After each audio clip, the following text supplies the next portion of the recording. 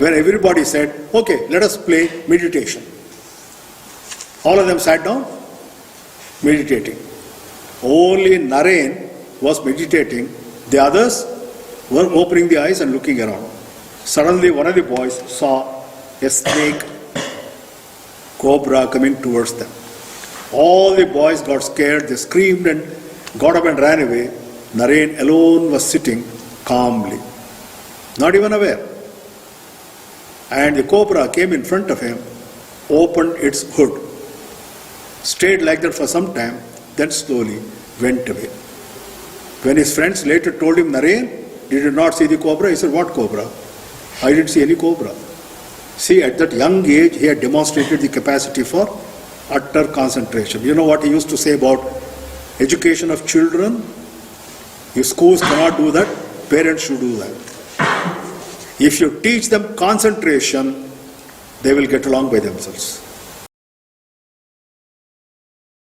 Om Namah Shri Yatirajaya. Om Namah Shri Yatirajaya.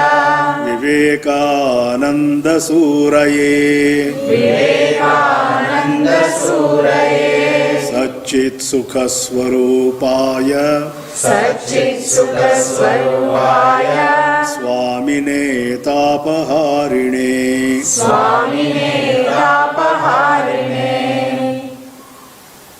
So I told you about the birth of Swami Vivekananda. The name given to him at birth was Vireshwar, short form Bile.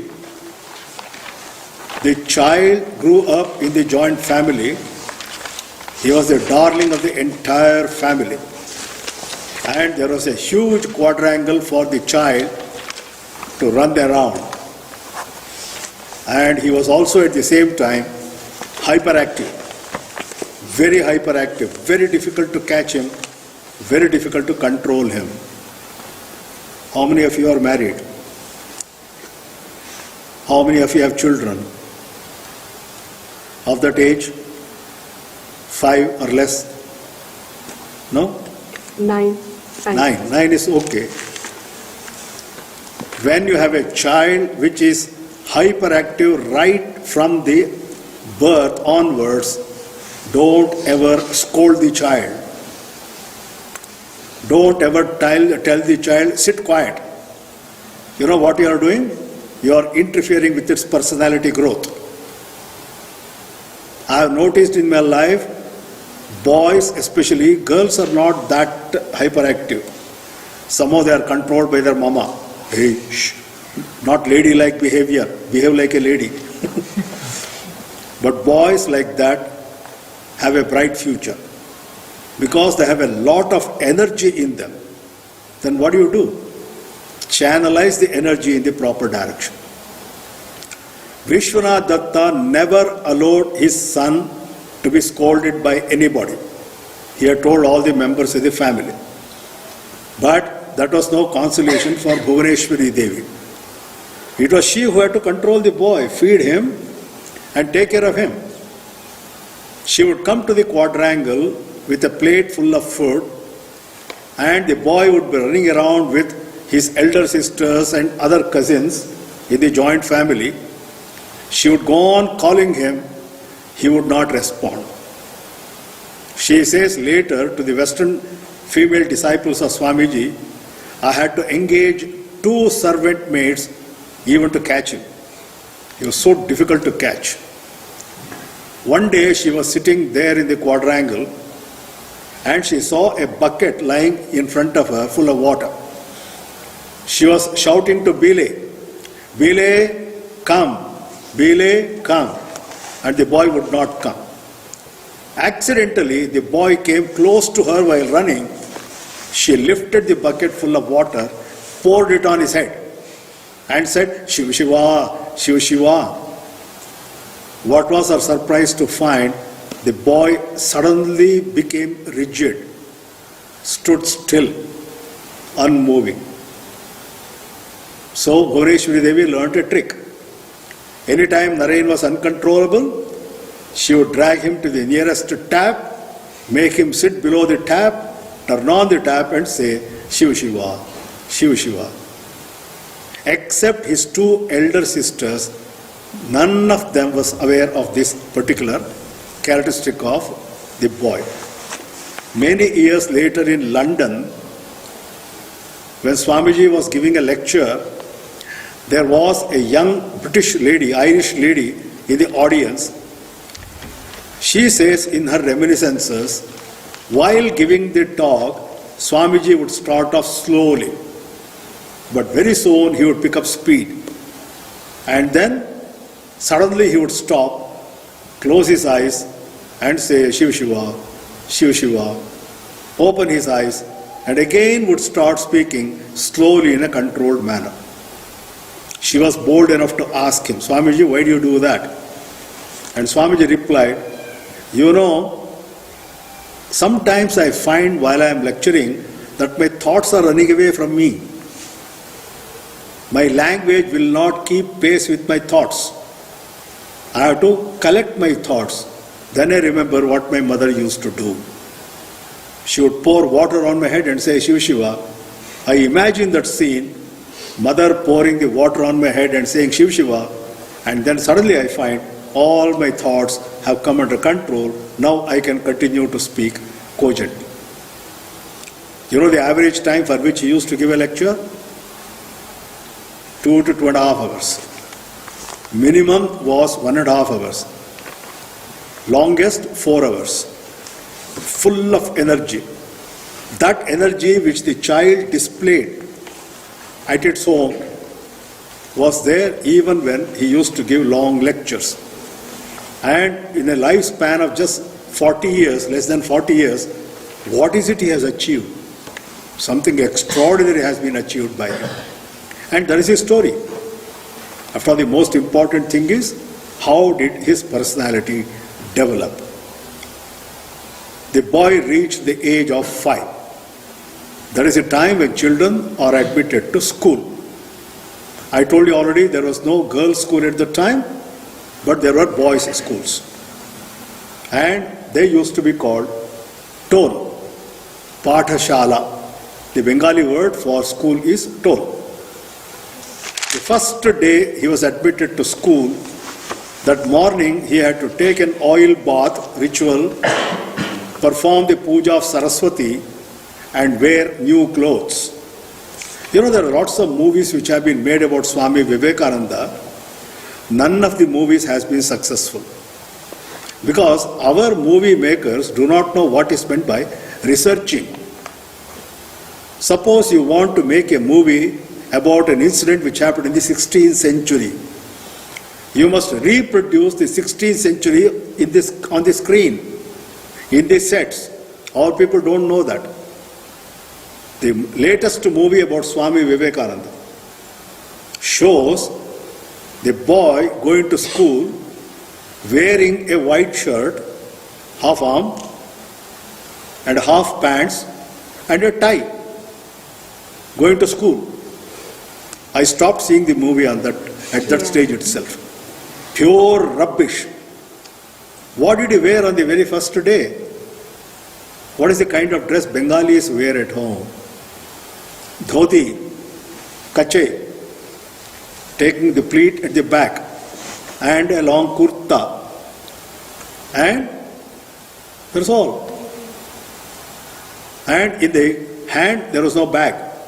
There were no school bags. You had to carry the books in the hand and a slate to write with chalk, one pencil. This was the equipment he had.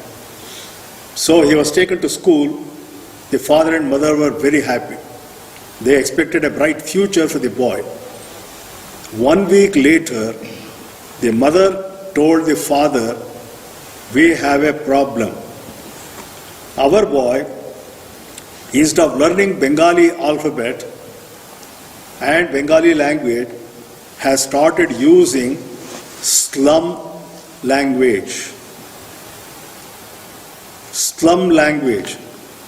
The father was shocked because they belonged to Bhadralok, gentlemanly family, highly educated. You know, his father was a the most famous lawyer in Kolkata. So he went to the school and found that most of the children in this school were from the slum area.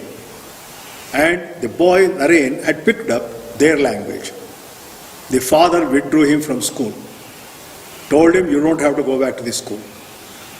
But the boy was so full of energy, he had to be educated. So what did the father do? He engaged a private tutor. The private tutor used to come in the morning to teach Naren and other boys in the same area and in their own house, cousins, children, so on and so forth. It is a sizable group. Every morning, 9 o'clock, the teacher would come, Moshai. He would come, Adhyapakji. All the boys would have taken bath, dressed neatly, they would come and sit like you people in front of the teacher. The class would start. Within 15-20 minutes, Naren would exhibit a peculiar behavior. He would slowly start stretching his feet backwards. He used to lean forward, almost lie flat on his stomach, with the chin cupped in his hands. How could he write? When he was sitting like this, how could he write, take notes? He would go on staring at the teacher. The teacher was rather embarrassed and annoyed. But he was the son of the boss. Suppose the teacher scolds Naren, he may lose his job. So he tolerated for about a week. At the end of 1 week, one day he told Naren, hey Naren, sit properly. Naren said, yes Moshe, sat properly. Have you listened to anything I have been saying for the last 45 minutes? Yes Moshe, I have listened to everything. Can you tell me in 5 minutes the sum and substance of what I mentioned in the 45 minutes? Yes Moshe. Naren said, repeated verbatim the entire 45-minute lecture. The master went on looking at the boy, then told the class, you wait here, I'll come back. He went upstairs to Vishwanath Datta's room and told him, Moshai, your son is not an ordinary man, ordinary boy. I am telling you right now, one day, the world will have to sit up and take notice of him. He is a genius. He has got the gift of the divine of an extraordinary memory. Can you imagine a 5-year-old boy displaying memory of that particular type? Which means he didn't have to bother about his studies. All he had to do was to read the book once and that was over. Everything was in his head. Then he was admitted to another school, a much better school. And there, the personality of the boy started growing. By that time, he was around 6 years old. He studied there for about 8 to 10 years before he joined college. I told you already, so far as the class work was concerned, he had no worries at all. All he had to do is to study the book once or twice. I don't know how many of you people have studied Euclidean geometry, one of the most difficult aspects of mathematics. It takes really quite a lot of effort out of you. 2 days before the examination on Euclidean geometry, one of his classmates came and told Naren, hey Naren, have you prepared for day after tomorrow's exam? Which exam? Euclidean geometry. What? Let me see if I have the textbook. He had the textbook. It had not even been opened. Overnight, he mastered the entire subject, got 75% marks. Very nice to have children like that, huh? Mothers need not have to be anxious about their education. But you see, there is one problem. In Kannada, there is a proverb. Those who know Kannada will appreciate it. How many of you know Kannada? Odi odi marulada kujam bhatta. If you go on reading all the time, ultimately you become dull. And all study and no play make Jack a dull boy, the English equivalent. Now, if you want to understand what is meant by the personality of a child, you have to look at how Naren got educated. Okay, let us see what are the kinds of things which children can learn at that age. They can learn very fast, you know. How many languages they can learn in no time. A child born to Indian parents, let me take your example. You are from Argentina.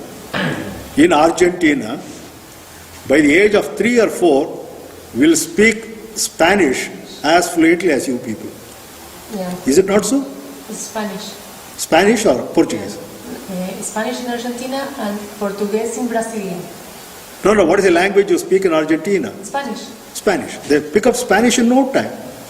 My granddaughter was attending school in California, and she used to come to us and talk to us in Spanish, because Spanish is a language taught in California schools. There is a very big Mexican population in California. They have the genius. Naren exploited the genius, learned Sanskrit in no time. Not only that, another thing which children can learn at a very young age is music.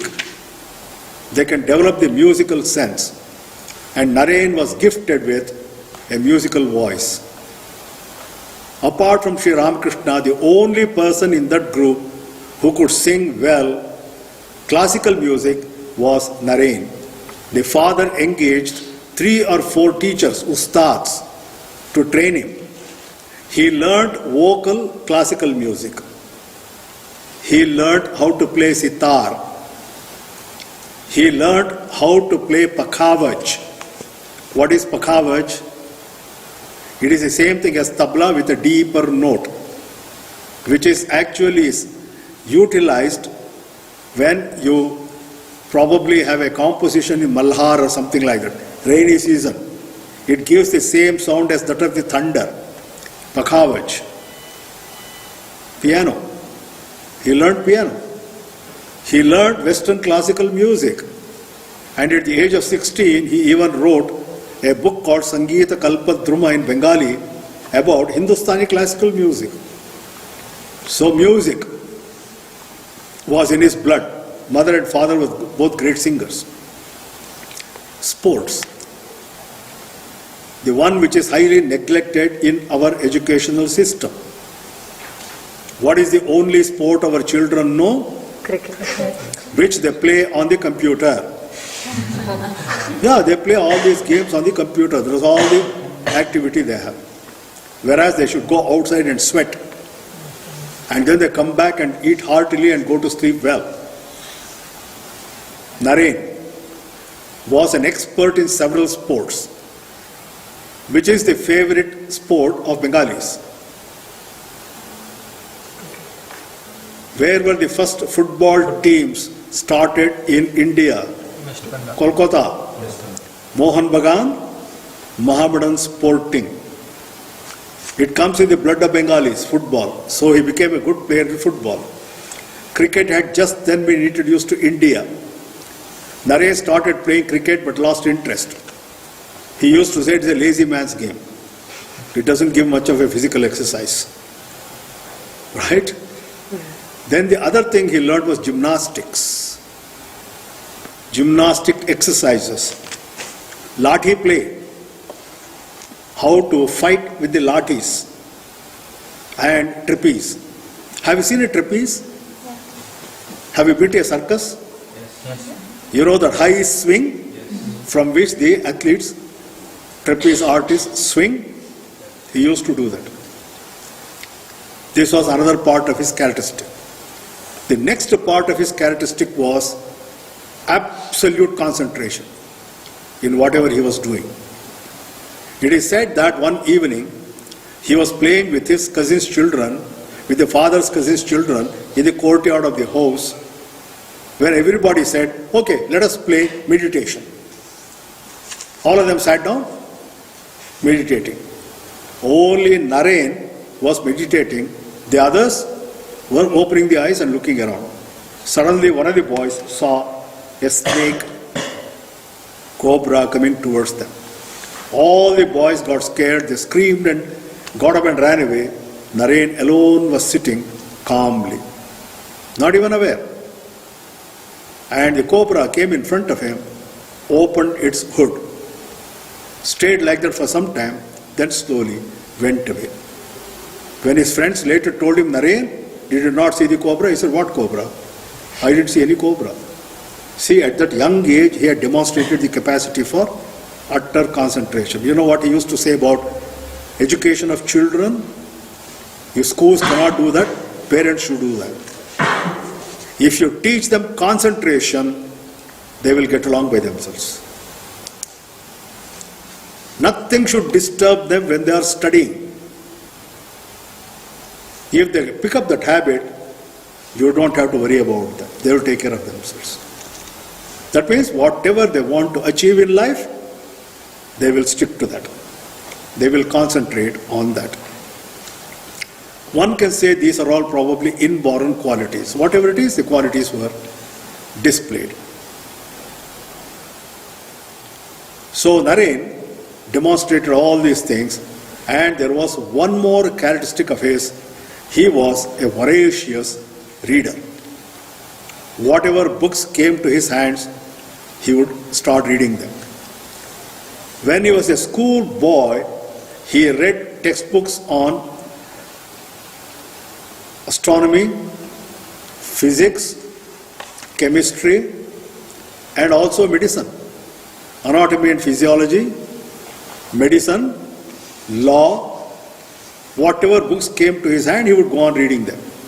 I told you already about his retentive capacity, so he could remember all of them very easily. But too much of reading confused him. He read Western philosophy. He had been brought up in an environment at home where he had been told a lot about Ramayana, Mahabharata, and our scriptures. Now when he read books on Western psychology, especially the authors who were atheistic or agnostic, he got confused. Very, very big doubt entered into his head. Does God really exist? All the philosophers say different things. Who is right? It's a cacophony. Who is right? He didn't stop at that. He went on thinking about it, but he was too young to find an answer. It was around this time, when he was about 13 or 14, his father got transferred, or he had to go on a case to Madhya Pradesh, to a place called Raipur. He went there and thought the court case would be over fast, but it took a long time. So he sent a note to his wife to bring the children along with her and to join him in Raipur. 4-day long journey.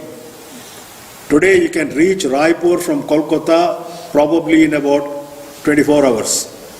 It is 2/3 of the way to Bombay. Raipur, you can reach it in such a short time. But in those days, 4 days. And how do you do the journey? You come up to Mughal Sarai by train near Varanasi, then take a horse carriage. You come to the Vindhyas mountains. You can't go in a horse carriage through the mountains. Bullock cart. You take a bullock cart. Have you ever traveled in a bullock cart? Yes. No? Yes. Huh? Jolting, back pain, knee pain, whatever kind of pain you can think of, you develop with that jolting. Part of the distance by walk. So after 4 days they reached Raipur, and the court case dragged on for 2 years. Naren could not come back to Kolkata. What about his education? The father arranged for a couple of tutors to come and teach him at home. Everything he would have learned in school had he been in Kolkata. Same syllabus, same books. And there were a large number of Bengali intellectuals in that area with whom Naren used to argue on equal lines. He had a very inquisitive mind. You know, his lawyer, his father used to have a large number of clients. And one of the hospitalities of Bengalis in those days was to give a hookah. entertainment. Whenever clients came, they would be given a hookah. And there were several types of hookahs, and Naren had been told, this hookah is for Hindus, that is for Muslims, this is for Parsis, this is for so and so. Naren asked the question, why? Why do you have different hookahs like this? The father said, no, you see, there is a custom. What will happen if a Hindu smokes from the hookah of a Muslim? Oh, he will lose his caste. It will be against the religion. And the father saw Naren one day in the evening enter that room, go on smoking from each one of the hookahs in turn, then came to the father and told him, Father, I smoked from all the hookahs, nothing happened to me. See, rational mind. Even in Kolkata, there was a neighbor, an old man, living next door with a big compound. And there were huge trees, and from one of the trees there hung a jhula, a swing. The boys used to come and create a big racket in the house, so the old man tried to talk to them, they wouldn't listen. So he tried to frighten them. There is a ghost on top of the tree, a brahmarakshasa, a person who has killed a brahmana and has become a ghost. If you swing on the tree, the brahmarakshasa will come and catch hold of you. All the boys ran away. He did not run away. He started swinging again. The other boys asked him, hey Naren, did you not listen to what that old man said? Yes, and you believed it. Rubbish. If there were a brahmarakshasa, he would have already caught me by now. Why is it he has not yet caught me? See, rational thinking. It is the same person who later said in a lecture in England, can religion be subject to the same paradigms like science? Just as you have your own methods of testing physical laws, can religion also be tested like that? And he said, yes, and the earlier it is done, the better, because that way all the rubbish can be thrown out of the window. Even religious practices, he wanted them to be rationally examined. Scientific mind. One of the earliest reformers of India who had developed that scientific mind. So the 2 years in Raipur were not a waste. Naren learned a lot, his personality developed very well. And then he came back to Kolkata. He had to join school again. He went back to his old school and he was told, sorry, you can't go back to the same class. You have to start afresh. The father told the headmaster what he had done for the boy in Raipur for 2 years. The headmaster said, all right, let me see. He conducted an oral examination of Naren and finally told Vishwanath Datta, I think your boy is well up. He has not lost anything so far as studies are concerned. So he was admitted to the class. He would have been in if he had not gone to Raipur. He didn't lose a single year of instruction. But that was the time when the 2 younger brothers had been born. There were 2 elder sisters, 2 younger brothers, and they were creating racket in their own turn. Naren had created enough racket. His time was over. Now it was the time of the 2 younger brothers. And he found it very difficult to study and concentrate. So he started going to his grandmother's residence, Shyama Sundari Devi, 9 Ramtanu Bhosle. You see the staircase? Right at the top of the staircase is the room. That was Naren's room, given to him by his grandmother, Bhuvaneshwari Devi's mother. Naren had a remarkable experience in this room. One afternoon, he was sitting there with a desk in front of him, like one of these desks, I don't know where the desks have gone. We have those short desks. He was studying there around 3 in the afternoon when he saw some white apparition near the door. Some human being wearing an absolutely white dress, not a human being. Ethereal, ephemeral. He got scared. He thought it was a ghost. It didn't even occur to him that you can't see a ghost at 3 o'clock in the afternoon. He rushed out of the room. 5 minutes later he came back. It had disappeared. And later he told his friends and his disciples, I remember the face. The face was that of the Buddha. He said, I had a vision of the Buddha. If you look at the picture of Swami Vivekananda, you notice something. Remarkable resemblance to the face of the Buddha. Squarish face, long ears, same bright eyes. In US and also in Japan, he had been mistaken for, or many people had thought that he was a reincarnation of the Buddha. Buddha being reborn, that comes later. This was a remarkable experience he had at that time. One more experience, a shape of things to come. Whenever he used to sit for studying, he would go on singing songs. And I told you he had a wonderful voice, very attractive music. Right opposite, when you come down the steps, you come to the quadrangle, small quadrangle, then there is a gate, door. You come out of the door, there is a street. Opposite, there was a house. And from the first floor of the house, a young girl sitting at the window would go on listening to his singing. The only problem with the young girl was she was a widow. And you know how strict our society was in those days about widows, young widows. They could not leave their home. They had to be confined to their home. Their life was miserable. She dared not come and talk to Naren. She had to sit by the side of the window and listen to his song. One day when Naren was sitting there and singing, he saw a movement. The girl had come out of her house, crossed the street, climbed up the steps, and was standing at the door. Naren realized, if somebody has seen this girl or is likely to see the girl, it will be a big scandal. And the girl would probably be punished. And he could see why the girl had come. She had got attracted to Naren. So what did Naren do? Stood up, came to her, touched her feet and said, please come and sit down, mother. He addressed her as mother. Then the girl came back to her senses. She ran away.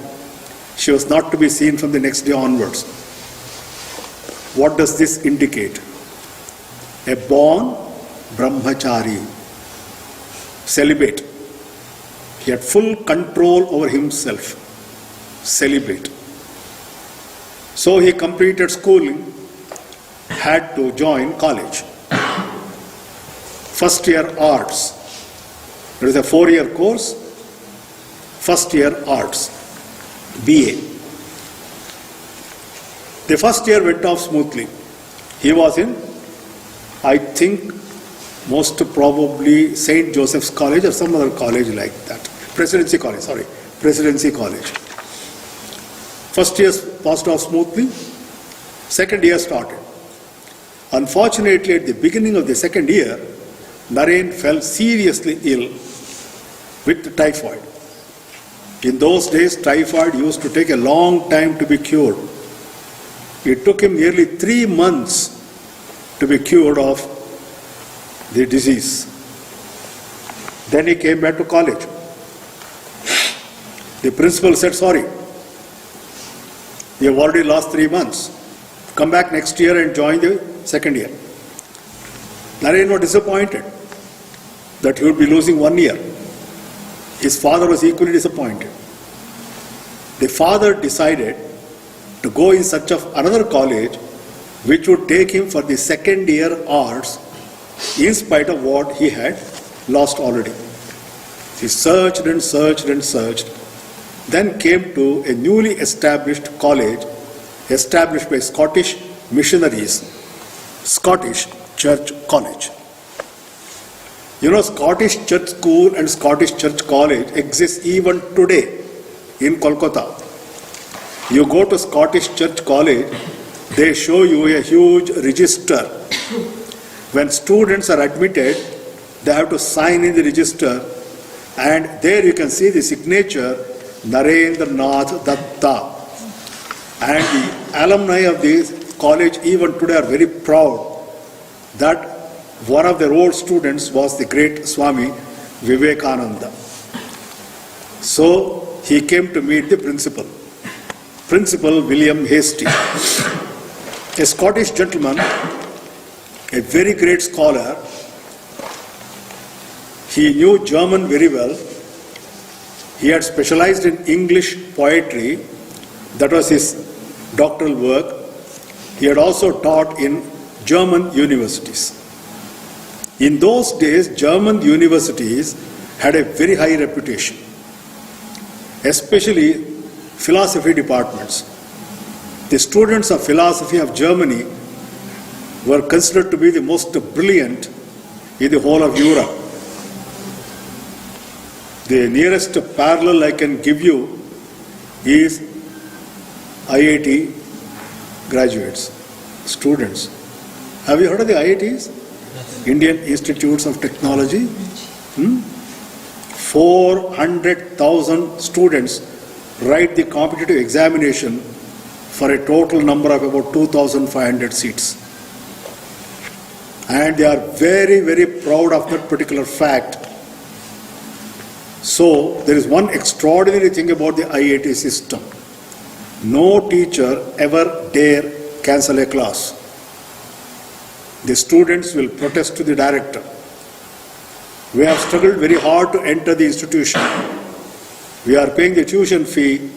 So, if the teacher cannot come, there must be a substitute teacher. I know what I am talking about. I have taught there for 34 years in IIT Madras.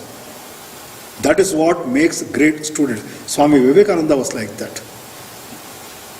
Thirst for knowledge, learning things all the time. So the German students of philosophy were considered the most brilliant.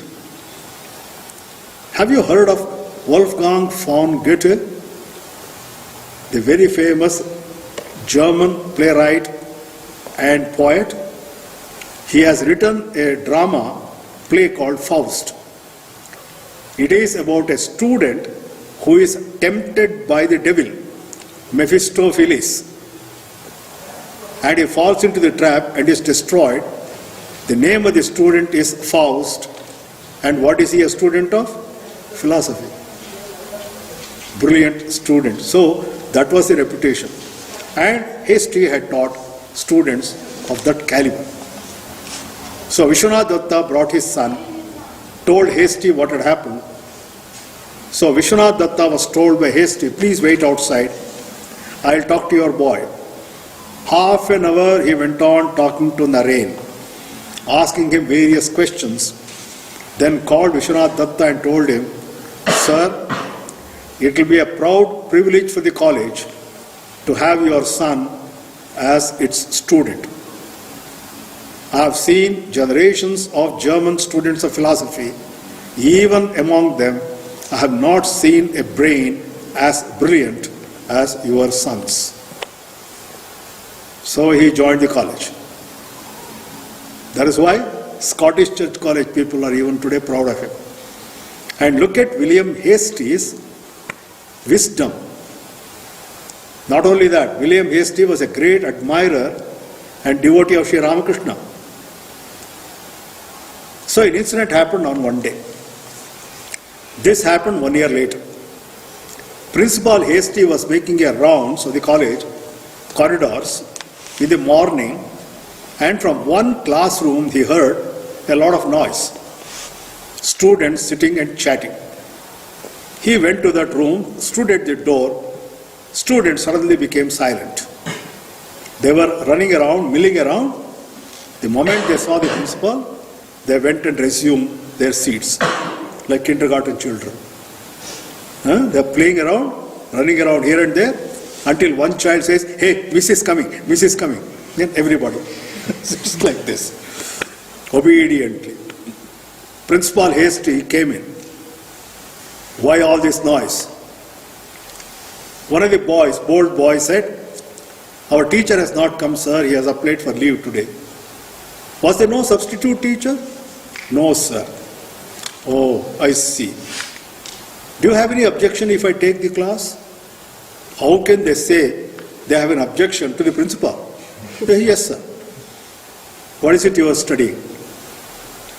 "English poetry, sir. The favorite subject of Hasty." "Which poet?" "William Wordsworth." Have you heard of him? Yes, sir. Of the Lake Districts? William Wordsworth had been influenced already by the Bhagavad Gita. By the time the Bhagavad Gita had already been translated to English by Sir Charles Wilkins, an officer of Warren Hastings, and published in England, it had travelled as far as the United States also. And almost all these famous people, romantic poets, had studied the Gita, they had been influenced by the Gita. You are going to meet later a group of them in the state of Massachusetts in the United States, the famous transcendentalists, for whom the guiding light were the Bhagavad Gita and Kathopanishad. Oh, I see. Wordsworth. Which poem? Excursion. Hasty knew the entire poem by heart. Which passage? One boy read out a passage. Naren was in that class, went on listening. Now Hasty took up that passage, started explaining it. And there is one word in the passage called trance. Trance. What is the Sanskrita equivalent of trance? Samadhi. There is a young man who has lost his beloved in London. He doesn't know where she is, so he goes in search of her, comes to the Lake District, looks at the wonderful natural beauty and falls in love with nature and goes into a trance. This is what Wordsworth said. How could Wordsworth know about Samadhi? Because he had studied the Bhagavad Gita. So this was what he has written. Hasty now tried to explain to the boys what is meant by Samadhi. Half an hour he tried. There were 30 boys in the class, so what Hasty saw was 30 pairs of glazed eyes. Then he gave up and said, "My dear boys, I can't explain to you what trance is. However, if you want to see trance, there is a place not more than 10 miles from here, a village called Dakshineshwar. And in that village, Dakshineshwar, there is a Kali temple. In the Kali temple, there is a priest, Shri Ramakrishna Paramahamsa. He goes into trance at the drop of a hat. If you go there, you can see for yourself what trance is." For the first time in his life, Naren heard the name of his future guru mentioned by Hasty. Now remember the assignment I gave you? Just go on observing the events, totally unconnected to one another. Ultimately, what was the consequence? Naren landing up in Dakshineshwar in front of Shri Ramakrishna Paramahamsa. How the events happened, totally unconnected. It was not Naren's intention immediately to run to Dakshineshwar. He heard the name.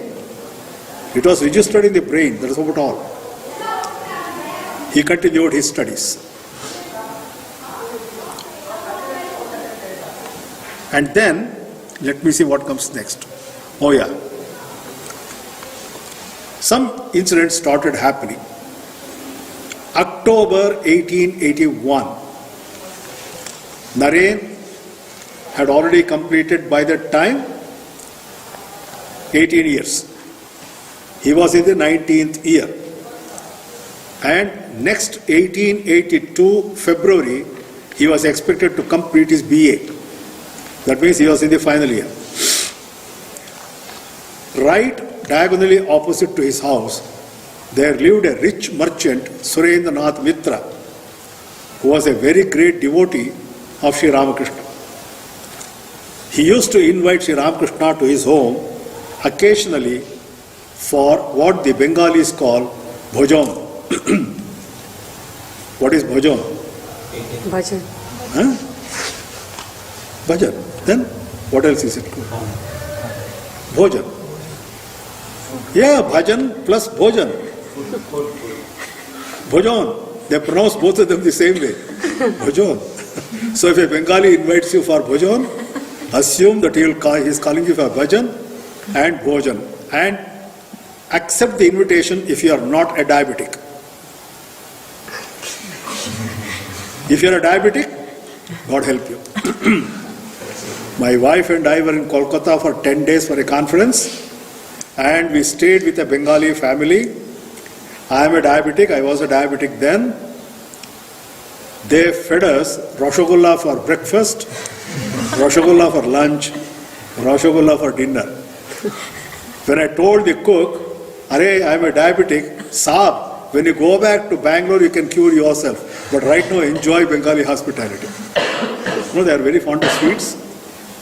I somehow feel that Bengalis have a wonderful voice, including Shri Ramakrishna and Swamiji, probably because they eat a lot of sweets. Keeps their throat very sweet. That day, Shri Ramakrishna came to Surendranath Mitra's house. The second turning point in the life of Narendra. The first one was hearing the name of Shri Ramakrishna from Hasty. Second turning point was when he actually met and talked to Shri Ramakrishna in the house of Surendranath Mitra. Tomorrow. But please note, the class of Hasty, where he mentioned the name of Shri Ramakrishna, has nothing to do with Surendranath Mitra's invitation to Naren to come and sing before Shri Ramakrishna. Totally disjointed, but the second link in the long chain. So tomorrow evening I'll tell you about what happened in the house of Surendranath Mitra. Okay? So we close with the prayer. Harihi Om Tat Sat. Harihi Om Tat Sat. Shri Ramakrishna Arpanamastu. Shri Ramakrishna Arpanamastu.